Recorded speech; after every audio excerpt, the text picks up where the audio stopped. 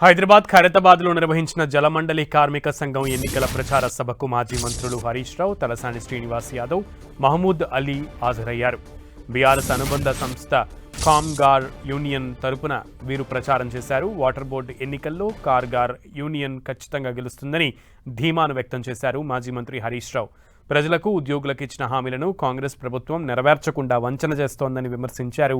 CM Revanth Reddy అనాలోచిత నిర్ణయంతోనే water board కార్మికులు, ఉద్యోగులు అవస్థలు పడుతున్నారని మాజీ మంత్రి తలసాని శ్రీనివాస్ యాదవ్ ఆగ్రహం వ్యక్తం చేశారు. ఉద్యోగులకు జీతాలు పెంచాల్సిన ప్రభుత్వం కట్టింగ్ల పేరుతో వేధిస్తోందని ఆరోపించారు మాజీ హోంమంత్రి మహమూద్ అలీ. ప్రజాపాలన ప్రజాపాలన అని ఊదరగొట్టిపోయింది. అది నిజంగా ప్రజాపాలన? ప్రజా వంచక పాలన, ప్రజలను వంచిన పాలన కాంగ్రెస్ పాలన. అసలు ఎవరినైనా మీరు ఒక్కటన్నా ప్రజలకు ఇచ్చిన హామీ, మా ఉద్యోగులకు ఇచ్చిన హామీ, మా కార్మికులకు ఇచ్చిన హామీ ఒక్కటన్నా అమలైందా కాంగ్రెస్ పాలనలో? 2.5 సంవత్సరాలైంది. ఏం చెప్పిండ్రు? మేం రాగానే వెంటనే పిఆర్సీ ఇస్తాం, వెంటనే పెండింగ్ డిఏలు ఇస్తాం.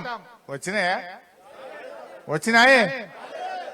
ఇవాళ 2.5 ఏళ్ళైనా పిఆర్సీకి ఉలుకు లేదు, నా పలుకు లేదు. వత్తదా రాదా కూడా చెప్తలేరు. రేవంత్ రెడ్డి ఎప్పుడన్నా రివ్యూ చేసిండా? ఇక్కడ ఉన్నటువంటి వాటర్ బోర్డు మీద రివ్యూ జరిగిందా?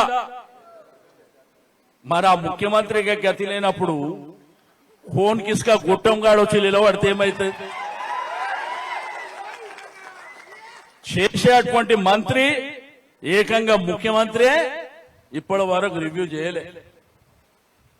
ఏదో రాజకీయం అంటే, ప్రభుత్వం అంటే గాలి మీద ఉంటుందని వాళ్ళ తాత జాగిరని 3 కార్పొరేషన్లు చేసిండు.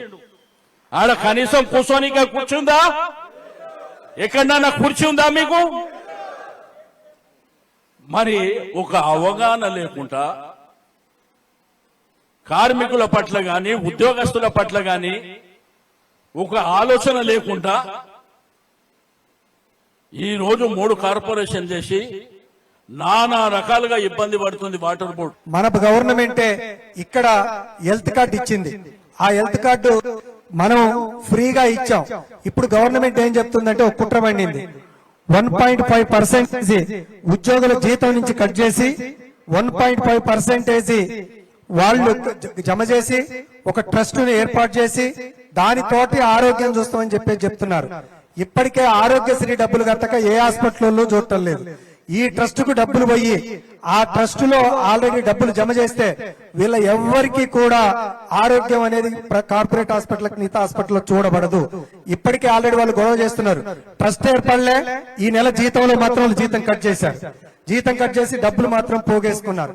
ఈ రకంగా ఉద్యోగులకు జీతాలు పెంచాల్సింది పోయి వచ్చే జీతాలు కట్ చేసుకునే ప్రయత్నం ఈ ప్రభుత్వం చేస్తుంది.